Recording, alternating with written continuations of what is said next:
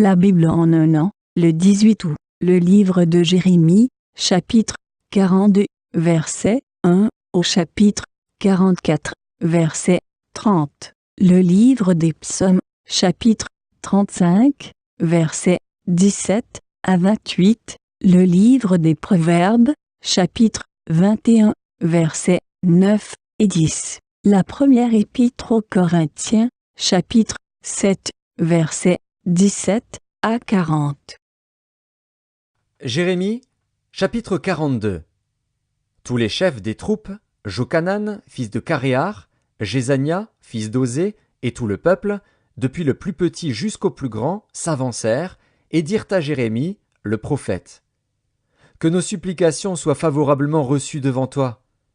Intercède en notre faveur auprès de l'Éternel, ton Dieu, en faveur de tous ceux qui restent, car nous étions beaucoup, et nous restons en petit nombre, comme tes yeux le voient. Et que l'Éternel, ton Dieu, nous montre le chemin que nous devons suivre et ce que nous avons à faire. Jérémie, le prophète, leur dit: J'entends. Voici, je vais prier l'Éternel, votre Dieu, selon votre demande. Et je vous ferai connaître, sans rien vous cacher, tout ce que l'Éternel vous répondra. Et ils dirent à Jérémie: Que l'Éternel soit contre nous un témoin véritable et fidèle, si nous ne faisons pas tout ce que l'Éternel, ton Dieu, te chargera de nous dire. Que ce soit du bien ou du mal, nous obéirons à la voix de l'Éternel, notre Dieu, vers qui nous t'envoyons, afin que nous soyons heureux, si nous obéissons à la voix de l'Éternel, notre Dieu. 10 jours après, la parole de l'Éternel fut adressée à Jérémie. Et Jérémie appela Jochanan, fils de Caréar, tous les chefs des troupes qui étaient avec lui, et tout le peuple, depuis le plus petit jusqu'au plus grand. Il leur dit: Ainsi parle l'Éternel, le Dieu d'Israël, vers qui vous m'avez envoyé, pour que je lui présente vos supplications. Si vous restez dans ce pays, je vous y établirai et je ne vous détruirai pas. Je vous planterai et je ne vous arracherai pas, car je me repens du mal que je vous ai fait. Ne craignez pas le roi de Babylone, dont vous avez peur.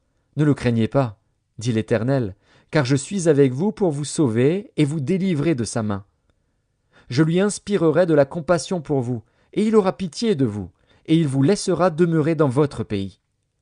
Mais si vous n'obéissez pas à la voix de l'Éternel, votre Dieu, et si vous dites: Nous ne resterons pas dans ce pays, non, nous irons au pays d'Égypte, où nous ne verrons point de guerre, où nous n'entendrons pas le son de la trompette, où nous ne manquerons pas de pain, et c'est là que nous habiterons.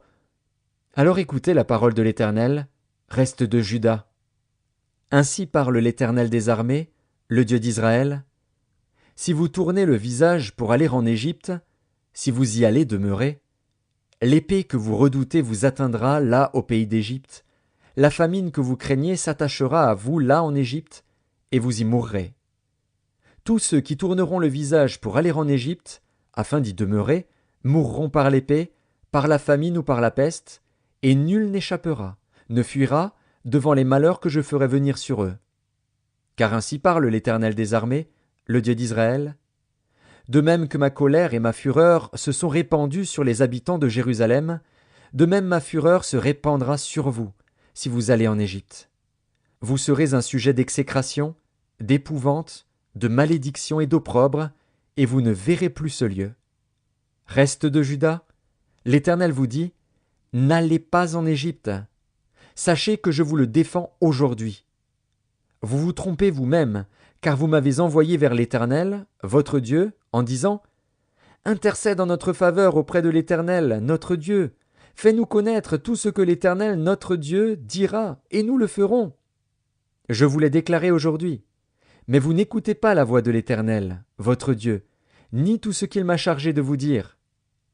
Sachez maintenant que vous mourrez par l'épée, par la famine ou par la peste, dans le lieu où vous voulez aller pour y demeurer.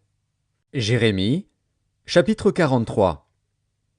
Lorsque Jérémie eut achevé de dire à tout le peuple toutes les paroles de l'Éternel, leur Dieu, toutes ces paroles que l'Éternel, leur Dieu, l'avait chargé de leur dire, Azaria, fils d'Osée, Jochanan, fils de Caréar, et tous ces hommes orgueilleux dirent à Jérémie: Tu dis un mensonge. L'Éternel, notre Dieu, ne t'a point chargé de nous dire: n'allez pas en Égypte pour y demeurer. Mais c'est Baruch, fils de Nérija, qui t'excite contre nous, afin de nous livrer entre les mains des Chaldéens, pour qu'ils nous fassent mourir ou nous emmènent captifs à Babylone. Jochanan, fils de Caréar, tous les chefs des troupes et tout le peuple n'obéirent point à la voix de l'Éternel qui leur ordonnait de rester dans le pays de Juda.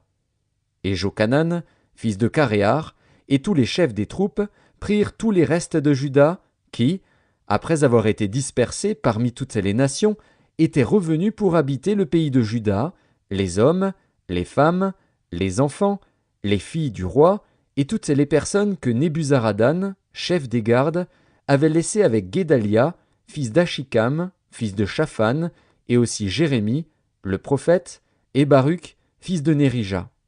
Ils allèrent au pays d'Égypte, car ils n'obéirent pas à la voix de l'Éternel, et ils arrivèrent à Tachpanès. La parole de l'Éternel fut adressée à Jérémie, à Tachpanès, en ces mots. « Prends dans ta main de grandes pierres, et cache-les, en présence des Juifs, dans l'argile du four à briques qui est à l'entrée de la maison de Pharaon à Tachpanès. Et tu diras aux Juifs, ainsi parle l'Éternel des armées, le Dieu d'Israël. Voici, j'enverrai chercher Nebuchadnezzar, roi de Babylone, mon serviteur, et je placerai son trône sur ces pierres que j'ai cachées, et il étendra son tapis sur elles. Il viendra, et il frappera le pays d'Égypte. À la mort ceux qui sont pour la mort, à la captivité ceux qui sont pour la captivité, à l'épée ceux qui sont pour l'épée. Je mettrai le feu aux maisons des dieux de l'Égypte. Nebuchadnezzar les brûlera, il emmènera captives les idoles, il s'enveloppera du pays d'Égypte comme le berger s'enveloppe de son vêtement, et il sortira de là en paix. Il brisera les statues de Beth-Shemesh au pays d'Égypte, et il brûlera par le feu les maisons des dieux de l'Égypte. Jérémie, chapitre 44. La parole fut adressée à Jérémie sur tous les Juifs demeurant au pays d'Égypte, demeurant à Migdol, à Tachpanès, à Noph et au pays de Patros, en ces mots. Ainsi parle l'Éternel des armées, le Dieu d'Israël.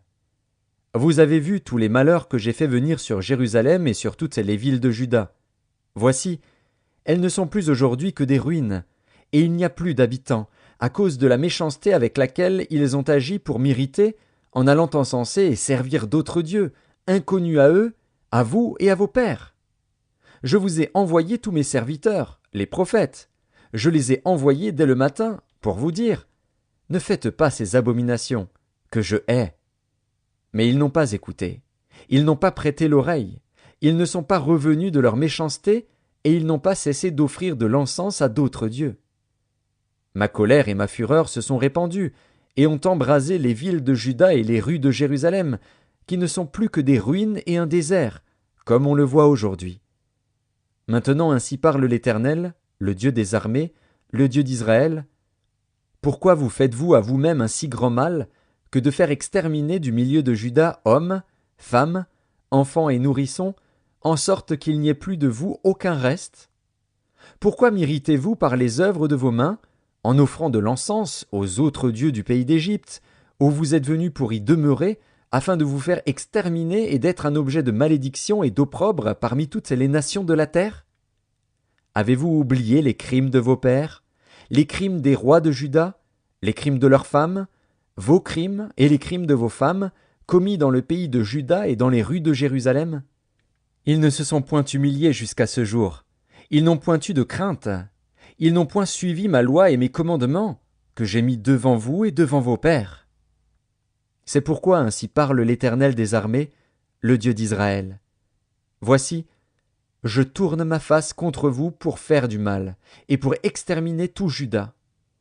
Je prendrai les restes de Juda qui ont tourné le visage pour aller au pays d'Égypte, afin d'y demeurer. Ils seront tous consumés, ils tomberont dans le pays d'Égypte. Ils seront consumés par l'épée, par la famine, depuis le plus petit jusqu'au plus grand. Ils périront par l'épée et par la famine. Et ils seront un sujet d'exécration, d'épouvante, de malédiction et d'opprobre. Je châtierai ceux qui demeurent au pays d'Égypte, comme j'ai châtié Jérusalem, par l'épée, par la famine et par la peste. Nul n'échappera, ne fuira, parmi les restes de Juda qui sont venus pour demeurer au pays d'Égypte, avec l'intention de retourner dans le pays de Juda, où ils ont le désir de retourner s'établir. Car ils n'y retourneront pas, sinon quelques réchappés. Tous les hommes qui savaient que leurs femmes offraient de l'encens à d'autres dieux, toutes les femmes qui se trouvaient là en grand nombre, et tout le peuple qui demeurait au pays d'Égypte, à Patros, répondirent ainsi à Jérémie. Nous ne t'obéirons en rien de ce que tu nous as dit au nom de l'Éternel. Mais nous voulons agir comme l'a déclaré notre bouche, offrir de l'encens à la reine du ciel et lui faire des libations, comme nous l'avons fait, nous et nos pères, nos rois et nos chefs, dans les villes de Juda et dans les rues de Jérusalem. Alors nous avions du pain pour nous rassasier, nous étions heureux, et nous n'éprouvions point de malheur. Et depuis que nous avons cessé d'offrir de l'encens à la reine du ciel et de lui faire des libations, nous avons manqué de tout, et nous avons été consumés par l'épée et par la famine. D'ailleurs, lorsque nous offrons de l'encens à la reine du ciel et que nous lui faisons des libations, est-ce sans la volonté de nos maris que nous lui préparons des gâteaux pour l'honorer et que nous lui faisons des libations? Jérémie dit alors à tout le peuple, aux hommes, aux femmes, à tous ceux qui lui avaient fait cette réponse, « L'Éternel ne s'est-il pas rappelé? N'a-t-il pas eu à la pensée l'encens que vous avez brûlé dans les villes de Juda et dans les rues de Jérusalem, vous et vos pères, vos rois et vos chefs, et le peuple du pays? L'Éternel n'a pas pu le supporter davantage, à cause de la méchanceté de vos actions, à cause des abominations que vous avez commises. Et votre pays est devenu une ruine, un désert, un objet de malédiction, comme on le voit aujourd'hui. C'est parce que vous avez brûlé de l'encens et péché contre l'Éternel, parce que vous n'avez pas écouté la voix de l'Éternel et que vous n'avez pas observé sa loi, ses ordonnances et ses préceptes, c'est pour cela que ces malheurs vous sont arrivés, comme on le voit aujourd'hui. Jérémie dit encore à tout le peuple et à toutes les femmes, « Écoutez la parole de l'Éternel, vous tous de Juda, qui êtes au pays d'Égypte. Ainsi parle l'Éternel des armées, le Dieu d'Israël. Vous et vos femmes, vous avez déclaré de vos bouches et exécuté de vos mains ce que vous dites. Nous voulons accomplir les vœux que nous avons faits, offrir de l'encens à la reine du ciel et lui faire des libations. Maintenant que vous avez accompli vos vœux, exécutez vos promesses, écoutez la parole de l'Éternel, vous tous de Juda, qui demeurez au pays d'Égypte. Voici, je le jure par mon grand nom, dit l'Éternel, mon nom ne sera plus invoqué par la bouche d'aucun homme de Juda, et dans tout le pays d'Égypte aucun ne dira « Le Seigneur, l'Éternel est vivant ». Voici, je veillerai sur eux pour faire du mal et non du bien. Et tous les hommes de Juda qui sont dans le pays d'Égypte seront consumés par l'épée et par la famine, jusqu'à ce qu'ils soient anéantis. Ceux, en petit nombre, qui échapperont à l'épée, retourneront du pays d'Égypte au pays de Juda. Mais tout le reste de Juda, tous ceux qui sont venus au pays d'Égypte pour y demeurer, sauront si ce sera ma parole ou la leur qui s'accomplira. Et voici, dit l'Éternel, un signe auquel vous connaîtrez que je vous châtierai dans ce lieu, afin que vous sachiez que mes paroles s'accompliront sur vous pour votre malheur. Ainsi parle l'Éternel, voici, je livrerai Pharaon Ophra, roi d'Égypte, entre les mains de ses ennemis, entre les mains de ceux qui en veulent à sa vie, comme j'ai livré Sédécias, roi de Juda, entre les mains de Nebuchadnezzar, roi de Babylone, son ennemi, qui en voulait à sa vie. Psaume 35. Seigneur, jusque à quand le verras-tu? Protège mon âme contre leurs embûches, ma vie contre les lionceaux. Je te louerai dans la grande assemblée, je te célébrerai au milieu d'un peuple nombreux. Que ceux qui sont à tort, mes ennemis, ne se réjouissent pas à mon sujet, que ceux qui me haïssent sans cause ne m'insultent pas du regard, car ils tiennent un langage qui n'est point celui de la paix, ils méditent la tromperie contre les gens tranquilles du pays. Ils ouvrent contre moi leur bouche, ils disent « Ah ah, nos yeux regardent !» Éternel, tu le vois, ne reste pas en silence. Seigneur, ne t'éloigne pas de moi. Réveille-toi, réveille-toi pour me faire justice. Mon Dieu et mon Seigneur, défends ma cause. Juge-moi selon ta justice, Éternel mon Dieu, et qu'ils ne se réjouissent pas à mon sujet. Qu'ils ne disent pas dans leur cœur « Ah, voilà ce que nous voulions !» Qu'ils ne disent pas « Nous l'avons englouti !» Que tous ensemble ils soient honteux et confus, ceux qui se réjouissent de mon malheur, qu'ils revêtent l'ignominie et l'opprobre ceux qui s'élèvent contre moi, qu'ils aient de l'allégresse et de la joie ceux qui prennent plaisir à mon innocence, et que sans cesse ils disent « Exalté soit l'Éternel qui veut la paix de son serviteur ». Et ma langue célébrera ta justice, elle dira tous les jours ta louange. Livre des Proverbes, chapitre 21. Mieux vaut habiter à l'angle d'un toit que de partager la demeure d'une femme querelleuse. L'âme du méchant désire le mal, son ami ne trouve pas grâce à ses yeux. Première épître de Paul aux Corinthiens, chapitre 7. Seulement, que chacun marche selon la part que le Seigneur lui a faite, selon l'appel qu'il a reçu de Dieu. C'est ainsi que je l'ordonne dans toutes les églises. Quelqu'un a-t-il été appelé étant circoncis, qu'il demeure circoncis. Quelqu'un a-t-il été appelé étant incirconcis, qu'il ne se fasse pas circoncire. La circoncision n'est rien, l'incirconcision n'est rien, mais l'observation des commandements de Dieu est tout. Que chacun demeure dans l'état où il était lorsqu'il a été appelé. As-tu été appelé étant esclave? Ne t'en inquiète pas. Mais si tu peux devenir libre, profites-en plutôt. Car l'esclave, qui a été appelé dans le Seigneur, est un affranchi du Seigneur. De même, l'homme libre, qui a été appelé, est un esclave de Christ. Vous avez été rachetés à un grand prix. Ne devenez pas esclaves des hommes. Que chacun, frère, demeure devant Dieu, dans l'état où il était lorsqu'il a été appelé. Pour ce qui est des vierges, je n'ai point d'ordre du Seigneur, mais je donne un avis, comme ayant reçu du Seigneur miséricorde pour être fidèle. Voici donc ce que j'estime bon. À cause des temps difficiles qui s'approchent, il est bon à un homme d'être ainsi. Es-tu lié à une femme? Ne cherche pas à rompre ce lien. N'es-tu pas lié à une femme? Ne cherche pas une femme. Si tu t'es marié, tu n'as point péché. Et si la Vierge s'est mariée, elle n'a point péché. Mais ces personnes auront des tribulations dans la chair, et je voudrais vous les épargner. Voici ce que je dis, frères. C'est que le temps est court. Que désormais ceux qui ont des femmes soient comme n'en ayant pas. Ceux qui pleurent, comme ne pleurant pas. Ceux qui se réjouissent, comme ne se réjouissant pas. Ceux qui achètent, comme ne possédant pas. Et ceux qui usent du monde, comme n'en usant pas. Car la figure de ce monde passe. Or, je voudrais que vous fussiez sans inquiétude. Celui qui n'est pas marié s'inquiète des choses du Seigneur, des moyens de plaire au Seigneur. Et celui qui est marié s'inquiète des choses du monde, des moyens de plaire à sa femme. Il y a de même une différence entre la femme et la Vierge. Celle qui n'est pas mariée s'inquiète des choses du Seigneur, afin d'être sainte de corps et d'esprit, et celle qui est mariée s'inquiète des choses du monde, des moyens de plaire à son mari. Je dis cela dans votre intérêt. Ce n'est pas pour vous prendre au piège, c'est pour vous porter à ce qui est bienséant et propre, à vous attacher au Seigneur sans distraction. Si quelqu'un regarde comme déshonorant pour sa fille de dépasser l'âge nubile, et comme nécessaire de la marier, qu'il fasse ce qu'il veut. Il ne pêche point. Qu'on se marie.